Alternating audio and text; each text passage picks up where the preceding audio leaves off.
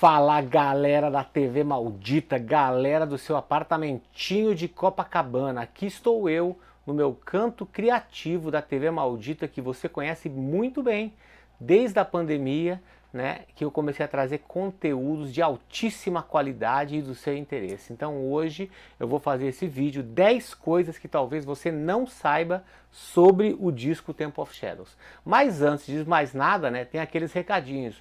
O canal, não sei o que, bibibi, vai ser membro, pra puta que te pariu. Então é isso aí, deixa o teu like se você quiser. Se não quiser, não vai mudar minha vida. Então, seguinte galera, eu vou começar aqui falando, a primeira pergunta é... lembrando, né? Não tem edição nesse vídeo. Se eu errar, eu vou seguir dali e é isso aí mesmo, beleza.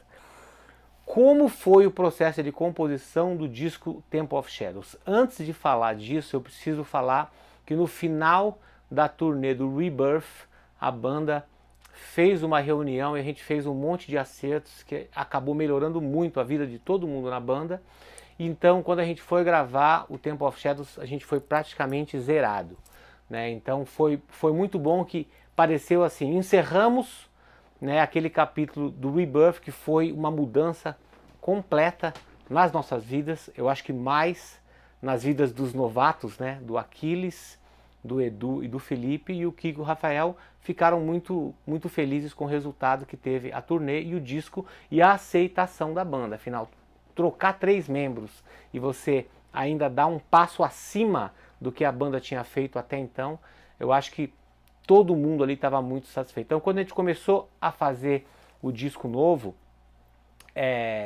a gente entrou zerado, né? E teve uma outra coisa que foi muito importante quando a gente começou a fazer a primeira tour, que foi um dos primeiros shows, né? Foi um dos primeiros shows que a gente fez, que a gente foi para um festival na França, e aí a gente fez um exercício da Dana, que eu tinha aprendido lá na Dana com os meus funcionários e funcionava muito bem, mas isso eu vou falar lá no final, depois da gravação do meu primeiro DVD, o Inside My Drums, que é a 10ª pergunta que eu vou responder. Então, o processo de composição, cara, foi muito tranquilo. A gente começou a fazer encontros diários, né? Primeiro o Kiko, o Rafael e o Edu, eles se encontraram na casa do Kiko. O QG da banda até então era a casa do Kiko. Então a gente meio que tinha que fazer os horários que o Kiko estava livre em casa, porque ele sempre dava aula, né, entre as turnês, fazia workshop, esse monte de coisa que todos os músicos têm que fazer. Então a gente meio que ficava preso a essa agenda que o Kiko tinha.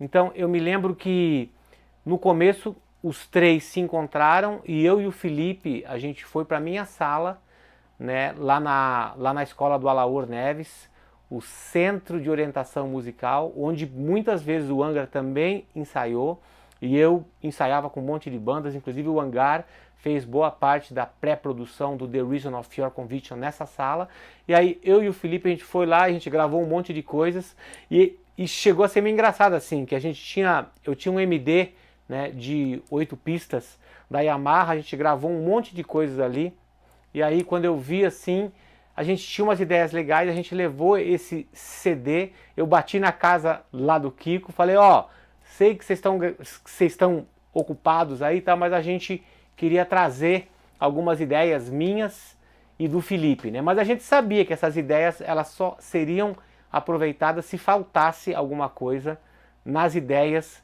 dos 3 principais compositores da banda. Então, talvez numa parte instrumental, se precisasse, os caras iam lá usar.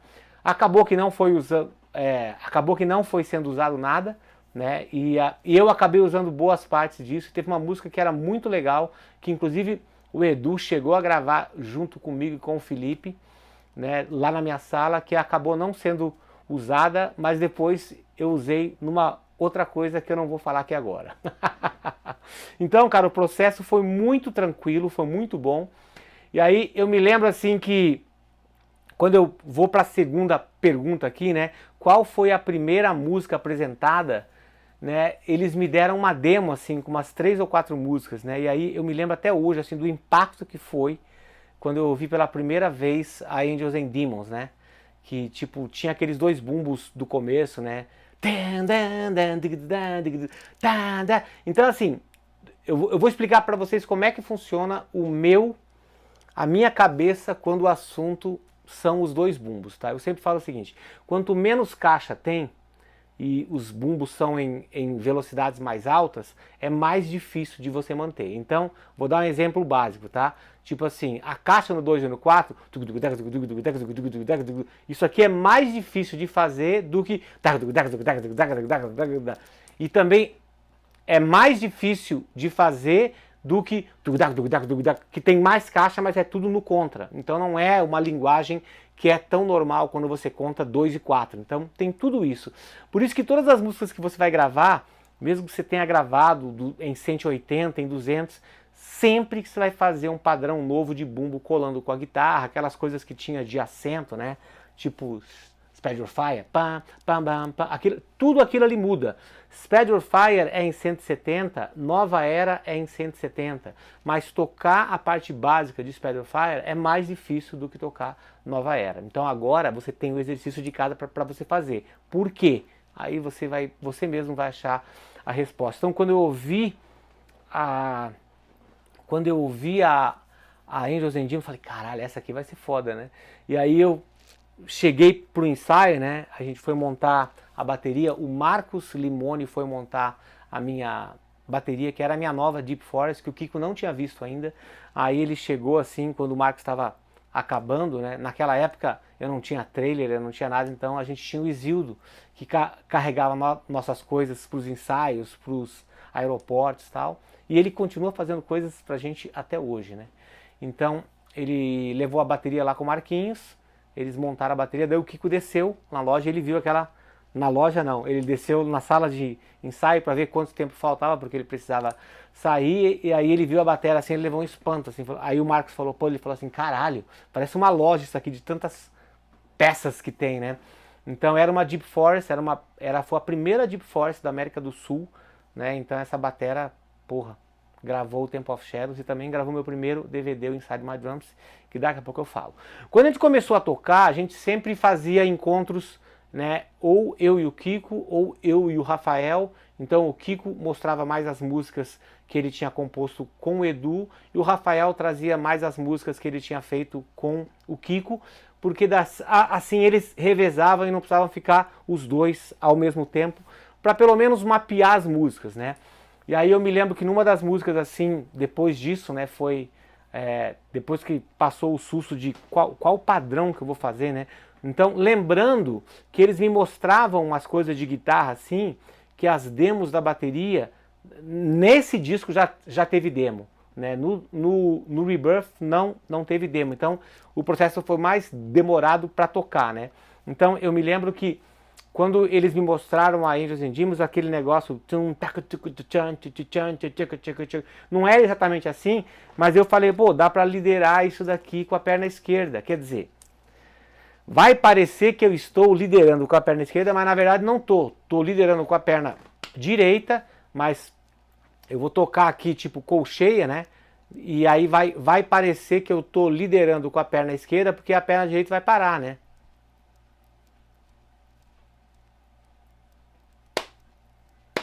Entendeu? Isso aí você também já sabe, porque eu tenho certeza que você estudou bastante isso aí. Então, aí eu comecei a mostrar para eles, ó, o que você quer fazer aqui não dá, mas eu posso fazer isso daqui. Então a gente sempre ia achando caminhos, até que a gente chegou na Temple of Hate, né?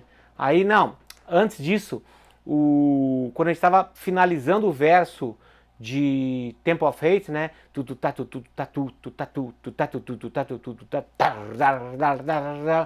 Aí o Kiko falou, caralho, você tá, mais umas horas você lidera com a perna direita, outra hora com a perna esquerda, pô, isso deve ser difícil pra caralho e tal, né?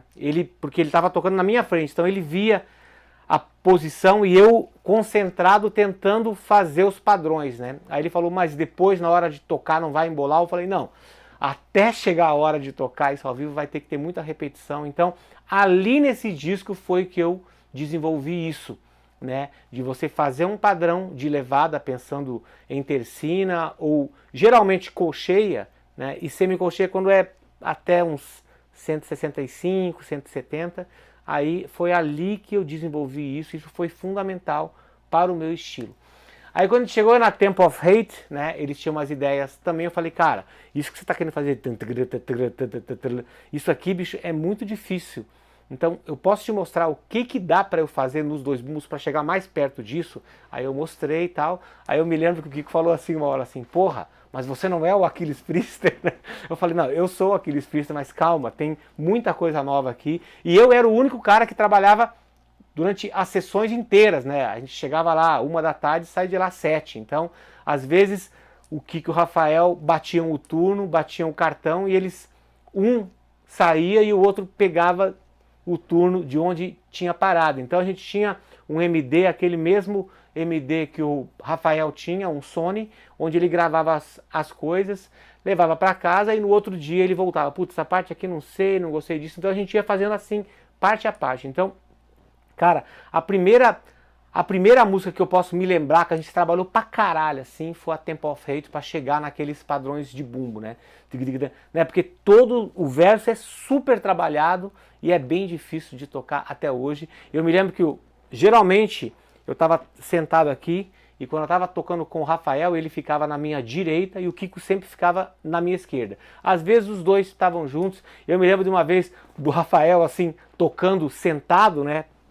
Olhando assim os meus surdos, e ele viu todos aqueles movimentos de pivô, né, do pé em Temple of Hate, assim, né, que o pé sobe e desce pra caralho, e tipo cor de pica, e aí ele falou assim, caralho, meu, nunca tinha prestado atenção nesses movimentos que você faz, assim, é muito impressionante porque é muito preciso, né, e ali naquela época eu me lembro que eu tava usando os pedais Janus com um batedor de madeira ainda maior, super pesado, e eu me acostumei daquela forma, então assim, esses momentos assim, são coisas que eu não esqueço, né? Tipo assim, quando o parceiro de banda teu presta atenção no que você tá fazendo e fala assim, caralho, isso aqui é uma coisa muito bacana, muito difícil, isso é muito você, né? Então assim, tem essas coisas que eu me lembro. A pergunta 3, Waiting Silence quase recebeu uma ideia minha que depois acabou sendo usada em Hastiness, do Hangar. Sabe aquela parte?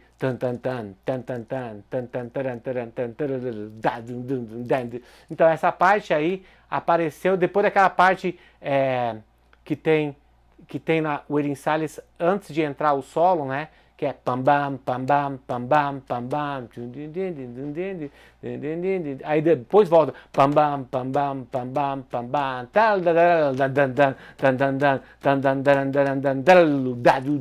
então a gente fez assim numa vez, o Rafael levou para casa dele, gravou e no outro dia ele apareceu com uma outra ideia que ele falou, cara, eu acho que tipo essa música é a música assim, a gente chamava ela de Levada Titãs, né? Então, assim, ele falou, puta, isso aqui assusta muito, assusta demais, assim, mudou muito. A ideia é foda, é muito boa, mas não para essa música. Aí, né, quando apareceu aquela parte, eu me lembro que o Kiko e o Rafael, quando chegava numa parte da composição, e eles falavam assim, pô, essa parte, ou então, quando eu não sabia muito bem o que fazer, eles brincavam, não, faz aquele negócio do China,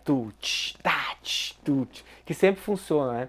Aí nessa parte de Waiting Silence, né, eu vou te falar bem a verdade, no começo essa música assim, ela não foi uma das minhas preferidas, mas depois, quando eu fui tocando a música, a gente fez uma linha de cozinha, de bateria muito foda, né? E tem aqueles drags tercinados ali no meio, então tudo começou a crescer. Aí quando chegou nessa parte do China, aquela parte inteira era daquele jeito. Aí que eu, nas minhas partes de eu tocando sozinho, porque tinha muitos momentos que eu chegava na casa do Kiko, ele não estava ainda, e tinha uma pessoa que trabalhava lá, abria a porta e eu ficava tocando um pouco. Então ali que eu desenvolvi aquela ideia que você, não adianta você mentir, que você só descobriu depois que você me viu tocando ao vivo, né?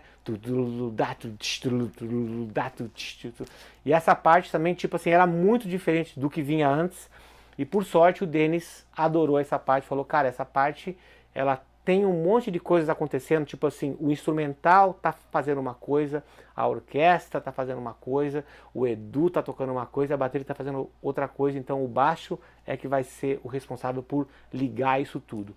Então, essa parte ficou e acabou virando, né, uma das coisas mais legais de ser tocadas até hoje ao vivo.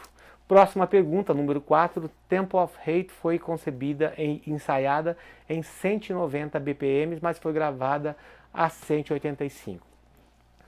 Vou contar um segredo de shopping para vocês, que talvez vocês saibam ou não, mas 190 sempre foi meu calcanhar de Aquiles, desde a música Inside Your Soul. Ou seja, To Tame a Land, 185, tranquilo. Inside Your Soul, probleminhas de shopping. The Silence of Innocent, do Hangar, eu acabei com esse negócio de é um problema, porque daí eu falei, não faz sentido você conseguir tocar, tá dentro da zona de conforto 185 e 190 são 5 pontos só, não tá na tua zona, e 200, 205 tá ótimo, né? Por que que não tem isso? Então, eu quebrei isso tudo, e aí eu nessa época aqui, o 190 me assustava um pouco. Mas aí quando eu fui praticar música, né? Eu pratiquei durante todo aquele tempo, né? Tipo, eu vou chegar nisso, que vai ser a próxima pergunta, mas eu vou explicar. Mas eu ensaiei a música em 190. Quando eu cheguei para gravar, eu comecei a tocar, o Denis não me falou nada. Eu comecei a tocar, percebi que estava lento. Tem alguns takes dessa gravação do Temple of Shadows, tem algumas coisas que estão abertas para todo mundo e tem algumas coisas que são para membros. Então, se você quer rir, você vai ter que fazer rir. E aí eu me lembro que o Denis, quando eu falei, parece que está mais lenta, aí ele falou, cara, a gente achou melhor baixar 5 pontos, porque para tocar essa música ao vivo depois vai dar trabalho. Ainda bem, porque continua dando trabalho. 20 anos depois é a mesma coisa. Toda vez que eu tenho que botar essa música no set, é todo um trabalho de confiança, todo um trabalho de resistência que você tem que fazer para você chegar lá. Muito bem, então agora isso vai para a questão número 5. Ah, antes disso, né, a Temple of Hate, teve aquela primeira parte da Temple of Hate,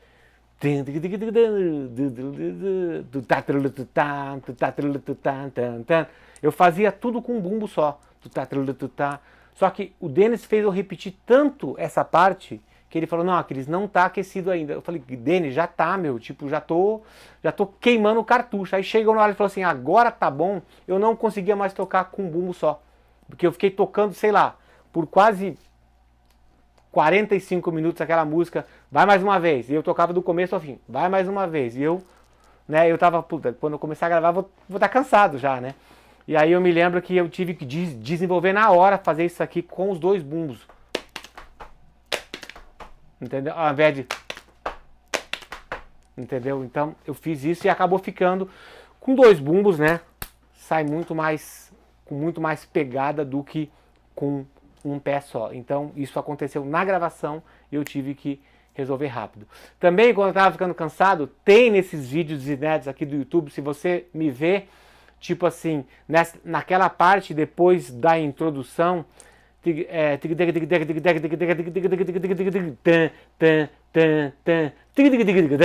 essa parte aí eu comecei a fazer no chimbal, que eu estava muito cansado para botar aqui, e o Denis só falou assim, no chimbal não fica tão legal, faz no Crash. Também tem nos vídeos, tudo isso aconteceu de verdade. E aí, depois disso, eu vou falar, junto com aquele exercício que eu fiz com a banda inteira, vou falar sobre uma música que foi gravada e que depois não foi usada, que também tem take aqui no meu canal do YouTube. Então é isso, como foi minha preparação para a gravação do disco?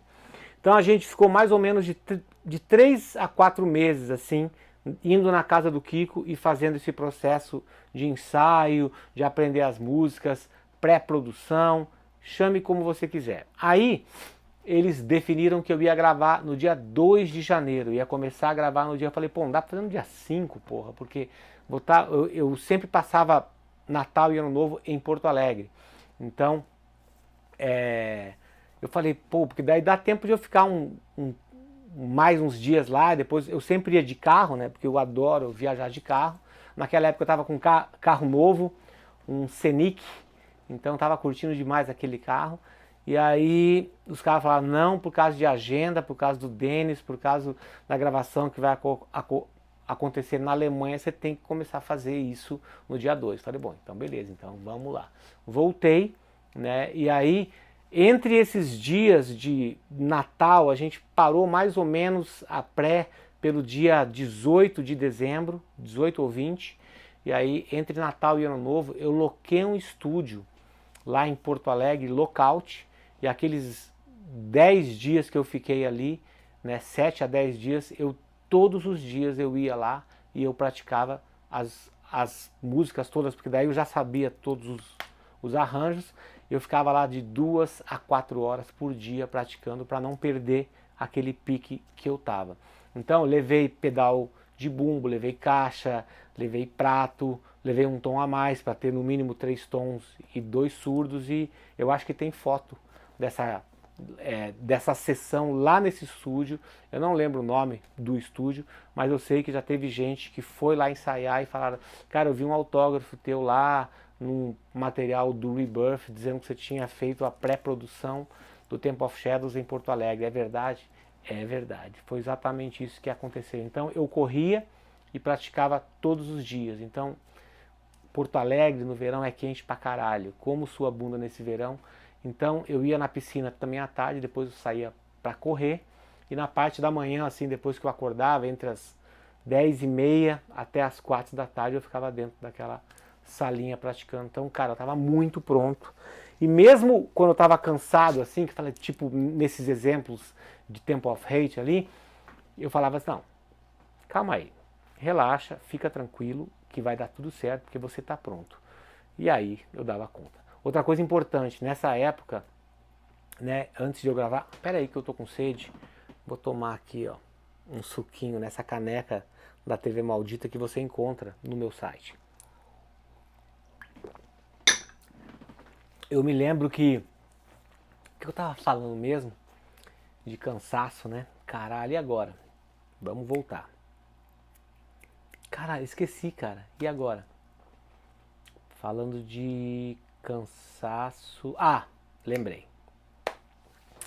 Nessa época eu tinha um ritual que era o seguinte: se eu sento na bateria para gravar uma música, eu não posso me levantar nem para ir ao banheiro sem terminar essa música. E a Temple of Hate eu levei 8 horas para gravar. Então quando eu acabei a sessão de gravação, tinha um monte de baqueta no chão, tinha os Gatorade que eu tomava. E aí, às vezes, no meio da sessão, acabava o Gatorade, eu falava, Denis, estou morrendo de sede. Aí ele falava assim, você não quer ir lá buscar enquanto eu faço isso? Eu falei, não, não posso sair da sala antes de acabar a música. Então ele ia lá, e eu me lembro que ele falava assim, Green Mad, que era o sabor que tinha no Gatorade. Então, tinha essas coisas que eu fazia durante essa época aí de gravação, né? Hoje em dia, eu gosto, assim, de tipo... sentar, acabar uma música e depois eu saio da sala, depois eu vou lá e escuto, ainda continua a mesma coisa, mas a diferença é que a qualidade da gravação, eu não preciso ficar tocando 8 horas para ter uma gravação boa, né? Então, a Temple of Hate deu muito trabalho e muita gente pensa assim, então a Angels and Demons é a música mais difícil porque ela é mais rápida? Não. A Temple of Hate é mais rápida porque você precisa de constância e muita força, muita resistência e muito equilíbrio para você tocar todas aquelas partes em 185. Lembrando da Temple of Fate, eu não posso esquecer daquele finalzinho maravilhoso, que eu acho que o Kiko, não sei se foi o Kiko ou quem que compôs aquela parte, mas eu sei que o Felipe, ele achou uma forma de cantar aquelas coisas de a sua mãe é o mentor, essas coisas que ele adorava falar naquela época. A sua mãe é o mentor, por causa da Tila, não sei o quê. E ele cantava uma música que, para eu entender como que era, como que era aquele final daquela parte. Eu me lembro que toda a primeira vez que o Kiko estava o Kiko e o Felipe tocando a música, o Kiko riu muito, assim, tipo assim, meu, isso aqui é genial. E aí quando a gente ia tocar essa parte da música, faltava força porque os três começavam a rir. Mas o Felipe com certeza sabe, porque ele também tem memória de elefante, ele vai lembrar do que eu estou falando. Bom, quais foram número 6? Quais foram as duas primeiras músicas gravadas no primeiro dia? Eu comecei com No Pain for the Dead, que era uma música bem cadenciada. Eu sabia todas as viradas que eu queria fazer naquela música, tudo.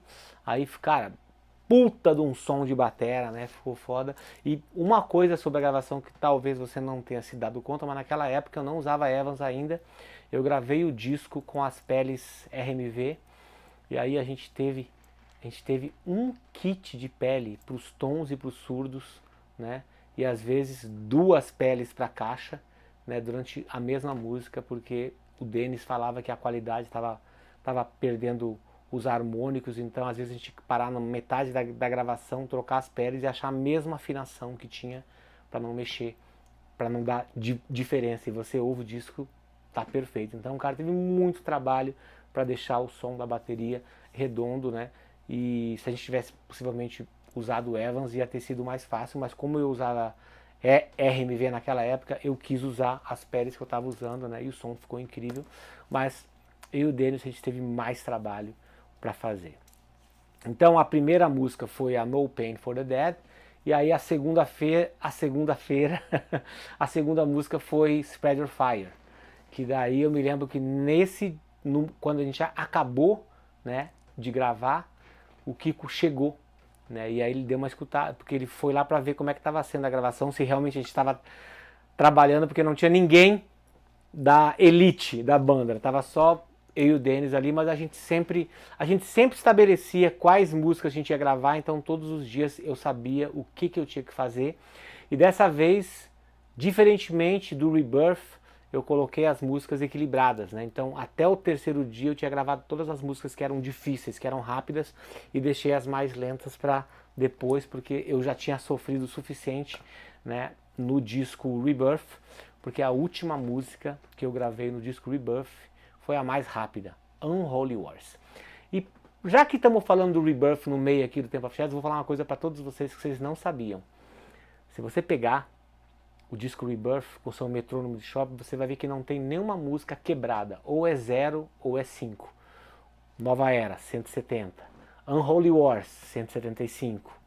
Acid Rain, 120. Judgment Day, 130. Então, assim, de uma certa forma, eu doutrinei os caras da banda que eles estavam acostumados a 168, né?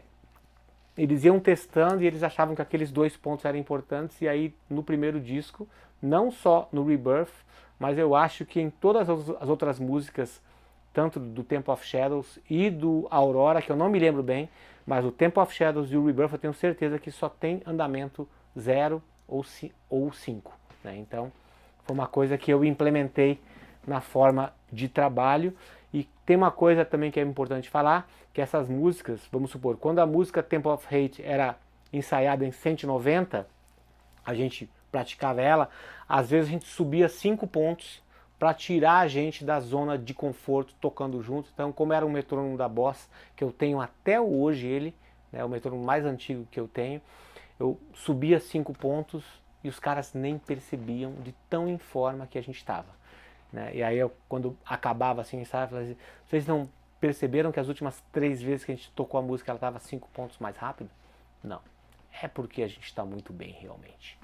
Então, a segunda foi Spread Your Fire, e daí o Kiko chegou, né, para dar uma escutada na música, e a música estava inteira, porque a gente fez um monte de takes até aquecer, e depois a gente foi fazendo parte a parte mais um take, e depois o Denis montou isso, e sem edição nenhuma, o Kiko chegou e ouviu a música e falou assim, caralho, vocês já editaram, né, a música hoje? Aí o Denis olhou para ele assim e olhou para mim, porque nesse momento eu tinha saído já da sala de gravação, porque eu já tinha acabado. Aí ele olhou para mim, olhou para ele e falou assim, não, cara, isso é o teu baterista tocando. Caralho, porra, tá foda, hein, tá foda. Muito bem, então essas foram as 2 primeiras músicas gravadas no primeiro dia. Item 7, você sabia que havia um PA dentro da sala de gravação de bateria? O que seria um PA? Sabe quando você vai no show e aí tem aquelas caixas de som que estão na frente do palco? Aquilo ali é um PA, aquilo lá. O Denis, por algum motivo, quando ele estava testando, né, a sala, o tamanho da sala, ele achou que a ambiência da sala não estava legal, então ele pediu para a gente locar um PA, ele microfonou a bateria inteira passando por esse PA e tinha um splitter que mandava o sinal lá para a mesa de som onde ele estava gravando todos os canais, e foi uma diferença gigante. Tem também vídeos aqui no meu canal abertos, e para os membros tem os filezinhos, né? Então, ei, não seja boca de burro, seja membro, para os seus membros também ser bem tratado. Então, melhorou muito, e aí o Denis me mostrava, a gente teve muito tempo, a gente chegava lá todos os dias, por volta das 11 da manhã, eu pegava ele no hotel, a gente ficava lá até umas 9. Então, cara, era muito trabalho, era muita coisa. E aí o Denis resolveu colocar esse PA lá dentro e deu um puta de um trampo até equilibrar tudo, até achar a posição. Atrás da bateria tinha tipo uns biombos assim, ó, né? Que o Denis falava, não, eu quero que isso seja tipo um cone de alto-falante, né? Então, se você tiver, isso aqui é o cone e aqui tá aquela parte da frente. Então era aqui nesse canto que a bateria era montada. E aí na hora de microfonar, você pode ver também nos vídeos aqui no YouTube, né, que ele cuidava assim com os cabos para medir os microfones, a distância dos overs e tal, tudo para não dar cancelamento de fase. Então, cara, era muito detalhe, por isso que o disco ficou tão foda, o som de bateria tão incrível. Então, mudou muito, né? E ele me mostrou assim, ó, isso aqui é o som da bateria com ambiência, né? Porque fora o PA ainda tinham microfones de ambiência dentro da sala, né? E aí ele desligava o PA e abria o PA e, cara, é um arregaço, assim, uma diferença muito grande. Coisa de gringo, né? Coisa de gente que tem muita experiência e sabe como fazer as coisas. Então nessas gravações eu aprendi muito, cara. Aprendi muitas coisas, assim, na hora de posicionar o microfone do bumbo, ver exatamente onde está o batedor, medir e fazer o microfone estar na posição certa. Por isso que você vai ver que tem fotos que eu já postei da gravação do Temple of Shadows, que eu estava com as peles de shows do disco Rebirth, que a gente teve que virar um pouco o furo para o furo não ficar tão embaixo, para o microfone entrar e ficar bem na posição do bumbo, do batedor do bumbo. Era muito trampo. Então, você sabia que a Spider Fire foi a última música a entrar no disco? Sabia? Foi no último dia, estava tudo pronto, né, ensaiado e tal. Aí o Denis falou, era o último dia de pré-produção. O Denis falou assim, cara, a gente passou as músicas, tal, tudo, mas eu tô sentindo que a gente não tem uma música que seja a abertura do disco. Ele queria uma música para abrir o disco, né? Pensa agora comigo, qual seria uma outra música do Temple of Shadows, fora Spider Fire, que poderia abrir, né, o disco? Se você pensar bem, não tem, né? É tipo, Temple of Hate é muito bacana, mas não tem aquela explosão do início, né? Então tudo isso é pensado para ter mais impacto, para quando o cara ouvir a primeira faixa do disco, o cara não pular e ficar ouvindo a música. Hoje em dia mudou um pouco, né, o jeito que as pessoas escutam música, mas naquela época ainda a gente ouvia o disco inteiro, né?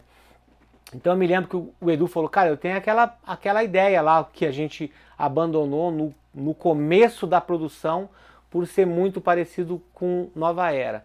Aí ele tocou assim, pô, legal isso aí, Kiko, toca aí na guitarra, vamos começar a trabalhar. Então aquele negócio, quando eu ouvi aquilo, pam, pam, pam, pam, pam, aquele arranjo de chimbal foi na hora, assim, tipo na primeira vez,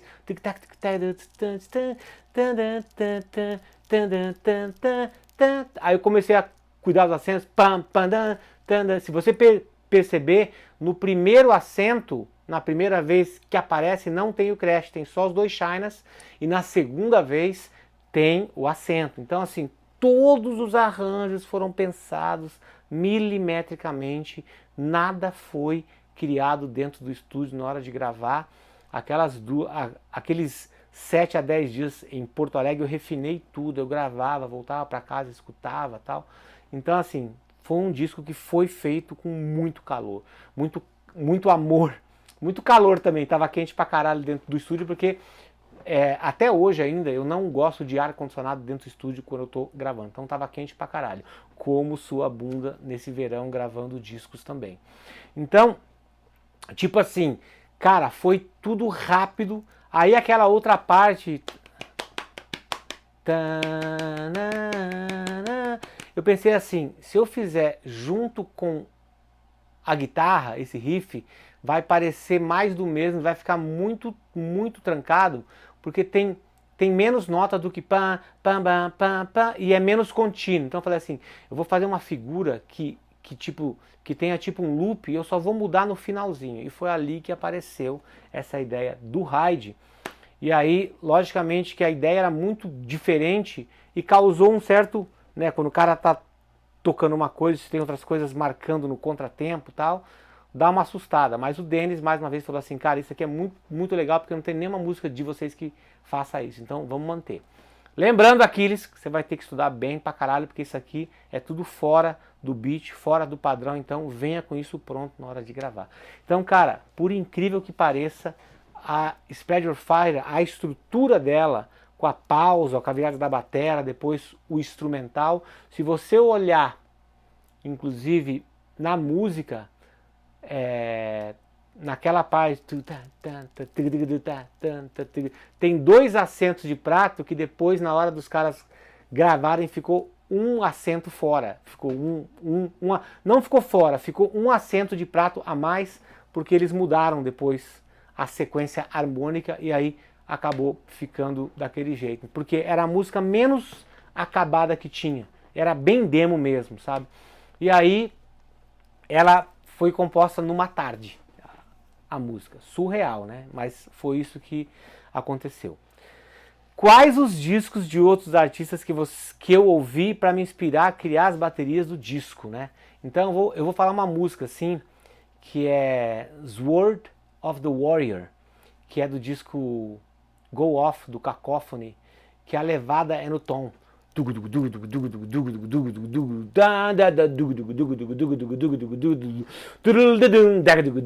Ah, você não é membro do... Ah, que pena, porque eu gravei agora, esse ano, em 2025, eu fiz uma versão dessa música, Sword of the Warrior, né, que é do Cacophony, Jim Castronovo tocando, um absurdo, né? Se você ouvir esse disco, Go Off, você vai entender de quanta coisa de bateria que veio desse disco e foi transportada para o Temple of Shadows, né? Então, esse disco é de 88, é um absurdo, simplesmente o Jim Castronovo tinha 22 anos e tocando assim um absurdo as ideias dele. Então tem muita coisa que foi roubada. Escuta esse disco que você vai ver. Então esse tem um monte de coisas desses dos rides, né? Que acabou entrando uma parte dessa música que eu não me lembro qual. Eu acho que era Black Cat do disco Cacophony, que tem uma levada parecida com a de Wishing Well. Então assim, cara, muitas das minhas ideias vêm dos discos que o Jim Castronovo gravou, e esse disco com certeza foi um dos discos que eu mais peguei ideias dele pro Temple of Shadows. Quando você ouvir o disco, você vai ver um monte de coisas que são parecidas, mas que foram copiadas com muito amor e carinho, e eu sempre falo pro Jim Castronovo, deixo isso claro, que não existiria Aquiles Priester sem o Jim Castronovo, assim como não existiria Aquiles Priester sem João Baroni e não existiria Aquiles Priester sem o Kiko Freitas. Foram esses 3 caras que mudaram a minha vida. E o cara que me trouxe para o metal, todos vocês já sabem que é o Nico, né? Então, esses 4 caras são pilares fundamentais do estilo de bateria que eu toco, mas o Jim Castronovo nesse disco, no Go Off do Cacophony, foi simplesmente surreal o que ele fez. Então escuta, porque você vai gostar muito. E isso, né, acabou sendo tipo... Esse disco foi um dos discos... Eu vou citar esse disco como o disco que eu ouvi mais, mas tem um outro disco também, do Marty Friedman, que o Jim Castronovo gravou, que se chama Dragon's Kiss, que também é um absurdo assim. E esse ele gravou em 87, um ano antes ainda. Então, escutem esses 2 discos para vocês entenderem da onde que vieram as principais ideias de levadas para o disco Temple of Shadows. Aí, se eu for citar mais 2 discos do Jim Castronovo que são imperdíveis, que você tem que ouvir, é o Maximum Security, do Tony McAlpine, e também o Infra Blue, do Joey Tafoya. Cara, esses 4 discos, vou repetir para você entender mais uma vez. Cacophony, Go Off, Marty Friedman, Dragon's Kiss. Me deu sede, vou ter que tomar de novo.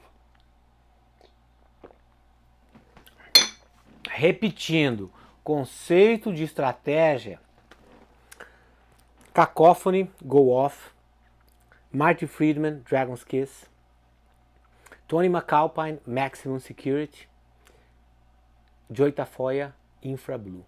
Pega esses 4 discos que eles vão mudar a tua vida. E você vai falar assim, realmente o Aquiles roubou tudo daqui. Muito obrigado, de nada. E agora a última pergunta, né? 10, a gravação do meu primeiro DVD, Live in Concert, Inside My Drums. Muitas pessoas... Pera aí, vou fazer a pergunta direito. A gravação, pergunta 10, a gravação do meu primeiro DVD, Live in Concert, Inside My Drums, ocorreu em novembro de 2003, no meio de processo de composição do Temple of Shadows. Então muita gente chama esse DVD só de Inside My Drums. E na verdade, essa ideia eu roubei do Terry Bozzio, que ele tinha um DVD chamado Live in Concert, eu achei muito legal. Eu falei assim, pô, é exatamente esse nome que eu vou dar, mas vou acrescentar o Inside My Drums, porque era uma forma, a minha preocupação era o cara tá junto comigo dentro da bateria. Então a gente botou uma grua, que o teto não era muito alto, mas ainda tem alguns movimentos de câmera.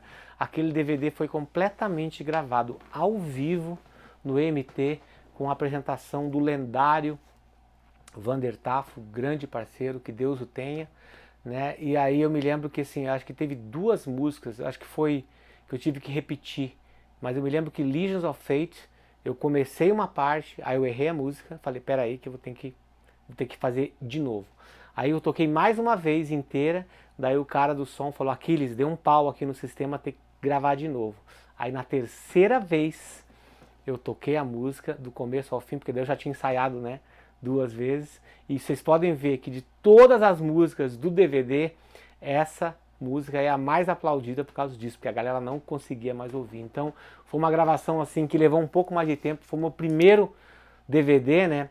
Eu pedi para os caras pra gente montar o equipamento um dia antes, mas não dava para chegar, não dava para ter mais uma locação de equipamentos, então tudo isso atrapalhava a produção e foi uma coisa que foi tipo nova, né? Vamos fazer uma coisa nova, e eu era completamente novo no mercado para fazer essas coisas.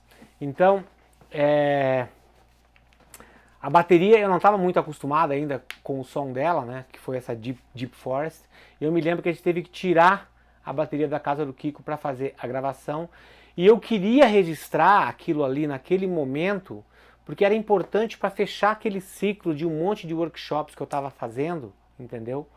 Porque, tipo, se eu não fizesse aquilo naquele ano, ia perder o sentido eu fazer no ano seguinte, porque aquelas músicas que eu estava tocando, possivelmente depois que eu lançasse o Temple of Shadows, não ia ser mais a mesma coisa, entendeu? Então eu pensei assim, cara, tem que ser agora. Então rolou um mal-estar, porque pensa bem, tem que tirar toda a bateria, tinha escada de caracol para subir por dentro da casa ou por fora da casa, tinha um monte de escada e tinha que prender o cachorro, o Maguila, que quase matou o Edu durante a sessão de composição de testes do Rebirth. O Edu conta essa história em vários lugares, mas o Maguila quase matou o Edu, ele só ouviu o bafão assim da boca podre dele chegando para morder ele.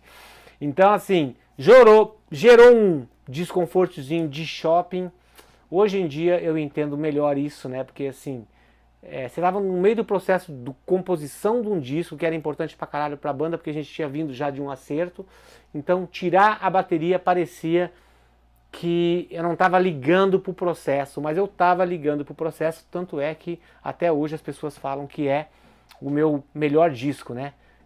Eu discordo, acho que tem outras coisas que eu gravei depois, mas aí é a minha opinião pessoal, que não importa. O importante é a opinião de vocês. Então assim, tirou a bateria, mas voltou num final de semana depois e a vida seguiu.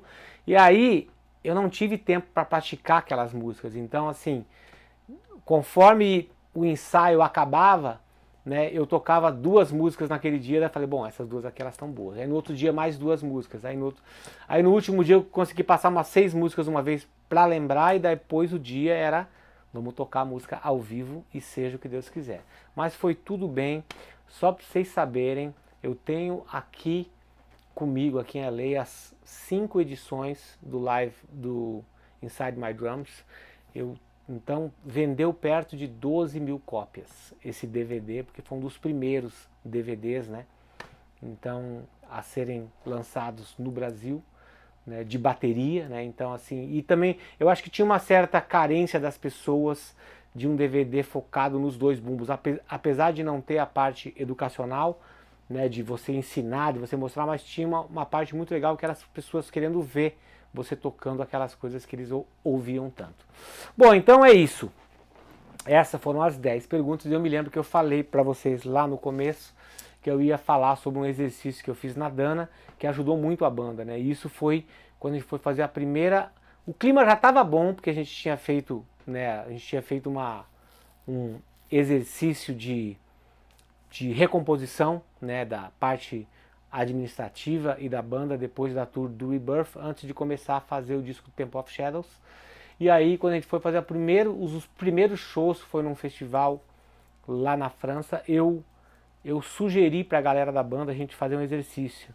Pega uma cadeira, coloca ali no meio, e aí os outros 5 caras falam tudo que você tem de bom e de ruim, e você não pode abrir a boca, e você não pode...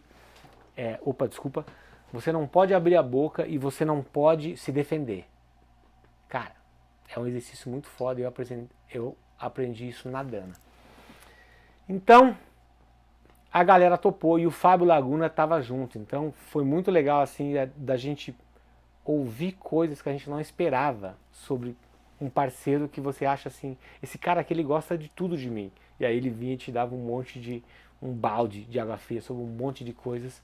Eu sei que a gente ficou na parte do catering, que a gente só ia tocar no outro dia.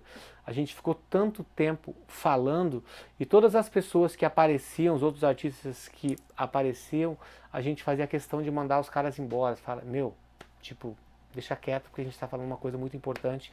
A gente voltou pro hotel, todo mundo junto, e a gente continuou esse exercício. Cara, no dia seguinte a gente já viu melhoras disso, né? Porque o cara vai e te fala todas as coisas que ele acha que você pode melhorar, e também fala todas as coisas que já são foda em você, que são coisas que ele admira muito em você e que ele gostaria que ele fosse assim. Então foi incrível, foi muito foda e isso ajudou muito a banda. Então é isso, galera. Lembrando, né, que você pode se tornar membro aqui do Psycho Octopus Channel. São quase 300 vídeos inéditos, tem um monte de coisa das turnês do Rebirth, do Temple of Shadows, né? Então torne-se um membro do canal para o seu membro ser tratado de forma legal. É isso aí, e daqui a pouco, né, tem mais vídeo novo. Além desse aqui, tem as 5 coisas a mais para a galera que já está inscrita. 5 perguntinhas, como se fosse o chorinho, sabe? O chorinho do milkshake do disco Rebirth. 5 coisas que vocês vão querer saber. Tipo, você sabia que a Sabian, a Oderi e a Tama não quiseram me dar patrocínio antes de eu começar a turnê do Temple of Shadows? Não, do Rebirth. Sabia disso? Por isso que na pré-produção do disco Rebirth aparece com aquelas fotos da bateria novinha da Tama e dos pratos Sabian, mas eles não quiseram me dar patrocínio. Eu vou contar essa história e também eu vou contar, né, por que foi tão difícil eu sair da Dana para entrar no Angra, mesmo sabendo que eu poderia alcançar o meu sonho de moleque de ser um baterista tocando heavy metal mundo afora. Então é isso, galera, mas essa sobrinha, essa quirelinha, esse chorinho do milkshake vai somente para os membros. Então é isso aí, galera. Obrigado e comenta aqui se você gostou do vídeo e outras coisas que você gostaria de saber sobre o Temple of Shadows, que quem sabe eu não faço mais um vídeo somente para os membros. Valeu!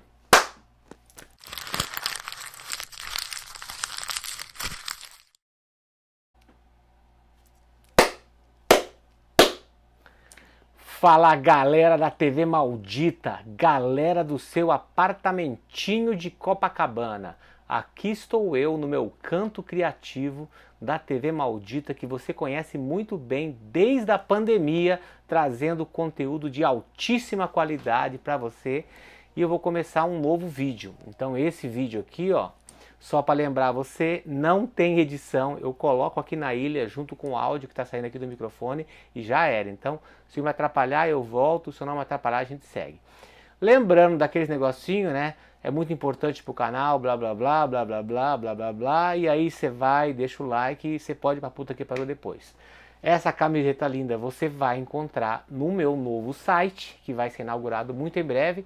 Então vamos direto, né, pro 10 coisas que talvez você não saiba sobre o disco Temple of Shadows. Então a primeira pergunta aqui que eu separei, como foi o processo de composição do disco Temple of Shadows? O processo de composição foi super tranquilo e eu vou te falar por quê, tá? A gente estava vindo de um final de turnê do disco Rebirth, onde a gente teve que fazer alguns acertos, né, administrativos, financeiros e de outras ordens, para que a banda continuasse na atividade, né? Então, eu acho que quando a gente chegou para gravar o Temple of Shadows, estava tudo zerado, estava tudo bem entre a gente. E aí eu me lembro que no começo